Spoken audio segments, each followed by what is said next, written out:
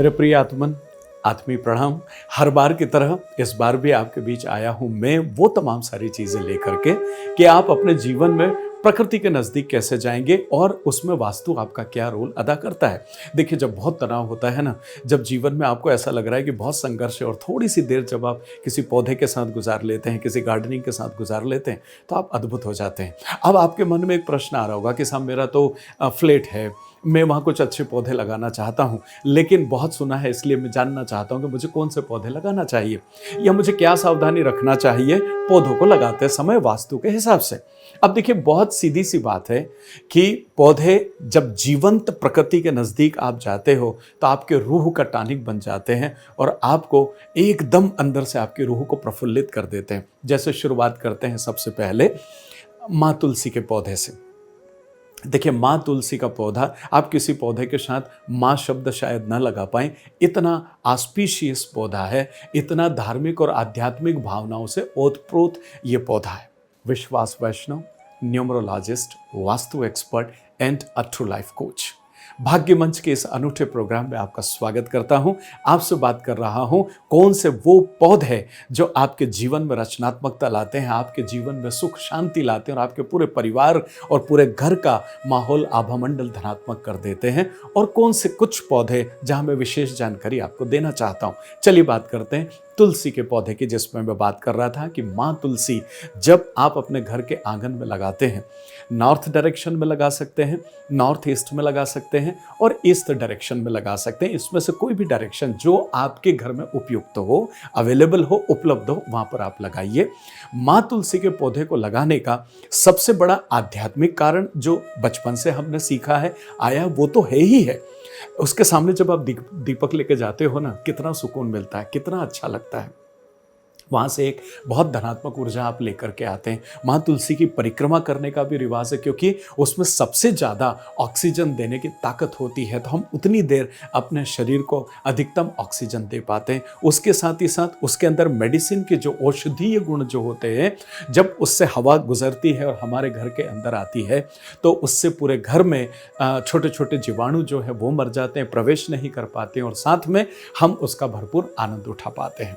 तो तुलसी का पौधा अधिकतर भारतीय संस्कृति के घरों में होता है, लेकिन अगर जीवन की आपाधापी में अभी तक आप इस पौधे को घर में नहीं ला पाए हैं, तो आज बड़ी श्रद्धा के साथ, जिस तरह से आप गणपति बप्पा को लेने के लिए जाते हैं, जिस तरह से आप माता जी को लेने के लिए जाते हैं, उसी तरीके से, उतने ही धूमधाम तरीके से मुझे ऐसा लगता है कि माँ तुलसी के पौधे को लेने जाना चाहिए और खुशी खुशी आपको आरती पूजा करके अड़ोस पड़ोस में प्रसाद बांटना चाहिए कि मैंने आज तुलसी का पौधा लेके आई हूँ या आया हूँ और आज मेरे घर में मैंने लगाया है। तो सबसे पहले इनको स्थापित करें। अब इसके बाद में देखिए आता है शमी का पौधा। आप जाइए, नहीं जानते हैं तो गार्डनर को आप बोल देंगे मुझे शमी का पौधा चाहिए। देखिए, शमी के पौधे में एक गुण होता है, ये ऋणात्मकता को पूरी तरह से अवशोषित करने की इसमें ताकत होती है। तो जब आप इसे अपने घर के लेफ्ट में या राइट में, वैसे लेफ्ट हैंड पे आप लगाते हैं तो ज़्यादा अच्छा, लेकिन लेफ्ट राइट जहाँ आपको अपने यहाँ जगह उपलब्ध हो वहाँ आप लगाइए। तो इससे घर की ऋणात्मकता आते और जाते दोनों समय पर, देखिए आते और जाते कैसे, जब आप बाहर से आते हैं तो आपके साथ कुछ नेगेटिविटी बाहर से आती है और आपके घर कुछ अनवांटेड मेहमान आ जाते हैं जो आपके लिए अच्छा नहीं सोचते, जब वो जाते हैं तो वो ऋणात्मकता छोड़ जाते हैं। तो इन दोनों स्थिति में जो शमी का पौधा है वो उस ऋणात्मकता को अवशोषित कर लेता है, एब्जॉर्ब कर लेता है और आपके घर को सुरक्षित रखता है, आपके पॉजिटिव ऑरा को बनाए रखता है। अब इसके बाद में अगर मैं बात करूं आपसे, देखिए मेरीगोल्ड बड़ा कॉमन सा पौधा है, इसे बड़ा ऐसे देखे जाता है कि हर जगह तो मिलता है, हर हार में तो मेरीगोल्ड जो है वो लगाया जाता है। आप इसे गेंदे के फूल के नाम से जानते हैं या गेंदे का पौधे के नाम से जानते हैं और लगभग हर शहर में बहुत आसानी से उपलब्ध भी होता है। आपको पता है ये ईश्वर पर चढ़ाया जाता है, इसके हार बनाए जाते हैं और सबसे ज़्यादा हार इसी के प्रचलित होते हैं। ठीक है, कारण जो मेरीगोल्ड का जो फूल होता है ये 2-3 कलरों में तो आते ही आता है, शायद उससे ज़्यादा भी कलरों में आता हो, लेकिन केसरिया कलर में आता है, सफ़ेद कलर में आता है, लाल कलर में आता है। जब ये पौधा है इसमें औषधि गुण होते हैं, ये बैक्टीरिया को मारने की ताकत रखता है। और जब ओरिजिनल अगर आपको गेंदे का फूल मिलता है ना, तो उसको जब आप गले में डालते हो और निकाल भी लेते हो, उसके बाद बहुत देर तक उसकी फ्रेगनेंस आपके साथ बनी रहती है। इसका क्या मतलब है कि जितनी देर वो खुशबू आपके साथ बनी हुई है, उतनी देर तक छोटे मोटे बैक्टीरिया, कीड़े मकोड़े कुछ भी है वो आपके ऊपर अटैक नहीं कर पाते हैं, और वही रोल उसका घर में भी होता है। तो जब उसको ईश्वर से जोड़ा गया कि जब ईश्वर को हार फूल पहनाते हैं तो वो चीज़ आपको मैरीगोल्ड से मिलती है। मैरीगोल्ड की एक और प्रॉपर्टी है कि मैरीगोल्ड बहुत ज़्यादा इसके बीज निकलते हैं, तो ये फलों फूलों वाला संकेत देता है कि आप जीवन में आगे बढ़िए, अपने परिवार को आगे बढ़ाइए और खूब अच्छे से आप जीवन को जिए। इसके साथ में लिली की अगर हम बात करते हैं तो देखिए, लिली एक ऐसा प्लांट है जो बेसिक तौर पर ओवरऑल प्रॉस्पेरिटी के लिए काम में आता है। इसकी अगर आप इसको घर में लगाते हैं तो ये आपको एक सुकून देता है, एक प्लीजिंग सी स्मूथ सी इसकी जो है वो खुशबू आती है। तो लिली को भी आप घर में स्थान दीजिए, इसकी वजह से भी आप घर में बहुत आनंदित और बहुत सुकून के साथ रह पाते हैं। एक और पौधा है जिसको हम लेवेंडर के नाम से जानते हैं। बेसिकली इसमें भी पर्पल कलर जो है वो बहुत ज़्यादा अच्छा होता है। व्हाइट कलर में भी ये आता है, लेकिन पर्पल कलर जो का जब आप लेवेंडर घर में लगाते हैं तो ये जो प्लांट है इससे तेल भी बनाया जाता है, इसकी औषधि प्रॉपर्टीज भी होती है, लेकिन ये ओवरऑल प्रॉस्पेरिटी के साथ इसमें भी एक नेगेटिव ऊर्जा को एब्जॉर्ब करने की ताकत होती है। इस वजह से इस प्लांट को जो है वो घर में यूज़ किया जाता है या लगाया जाता है। यहाँ पर अगर मैं आपको थोड़ा सा हिंट करने की कोशिश करूँ तो ऐसे तो बहुत सारे पौधे हैं जिनके बारे में हम चर्चा कर सकते हैं, लेकिन 2-4 सावधानियां हैं जिसे आप विशेष तौर पर ध्यान रखें। नंबर 1, समुद्री पौधे आपको नहीं लगाना चाहिए जो समुद्र के तट पर, मतलब पानी वाले एरिया में लगते हैं। इनको पानी वाटर प्लांट भी कहते हैं।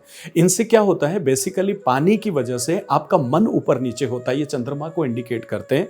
तो जो समुद्र के किनारे या तालाबों के किनारे जो पौधे जो प्लांट्स होते हैं उनको कभी भी घर में स्थान नहीं देना चाहिए, आपका मन इससे विचलित होता है। दूसरी बात, रात रानी का पौधा भी आपको अवॉइड इसलिए करना चाहिए कि उसकी खुशबू से सांप जो है वो बड़े आकर्षित होते हैं और वो आ जाते हैं, तो कई बार आपको एक अलग तरह के तनाव का सामना करना पड़ता है। तो कोशिश करें कि उस पौधे को आप न लगाएं, अवॉइड करें। और घर में जो भी मरे हुए पौधे हैं या जिनकी पत्तियां सूख गई हैं उनको जल्दी से जल्दी पत्तियां तोड़ करके और डस्टबिन में डालें, या फिर पूरे प्लांट को अगर वो सूख गया है तो वहां से आपको अलग करना चाहिए।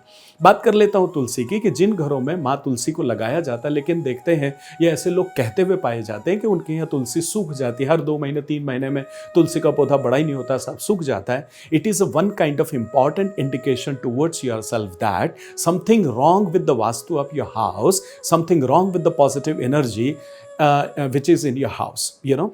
तो आपके घर में धनात्मक ऊर्जा का अभाव है और वहां ऋणात्मक ऊर्जा बहुत ज्यादा है, इसका संकेत सीधा सीधा यह है। सो आप इसको समझिए, और अगर आपके घर में ऐसा हो रहा है तो अपने घर के वास्तु को चेक कराइए, और जहाँ जहाँ आपको सुधार करना है वहाँ आपको सुधार करना चाहिए।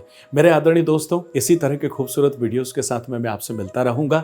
चैनल को सब्सक्राइब कीजिए, चैनल को लाइक कीजिए, अलग अलग जगह पर जहाँ जहाँ आप दोस्त मित्र यारों के साथ शेयर कर सकते हैं वहाँ शेयर कीजिए। साथ ही साथ अगर न्यूमरोलॉजी और वास्तु आप सीखना चाहते हैं तो मुझे आवाज़ दीजिए। मैं चाहता हूँ कि एज ए करियर आप इसको अपनाएं और जीवन को श्रेष्ठता दें। किसी तरह का कोई कंसल्टेशन आप मुझसे चाहते हैं तो व्हाट्सएप के ऊपर नंबर है, इस पर आप संपर्क करें और अपने जीवन को आनंदित करें, खुशहाल करें। मिलता हूँ बहुत जल्दी एक और वीडियो के साथ में। आत्मीय प्रणाम।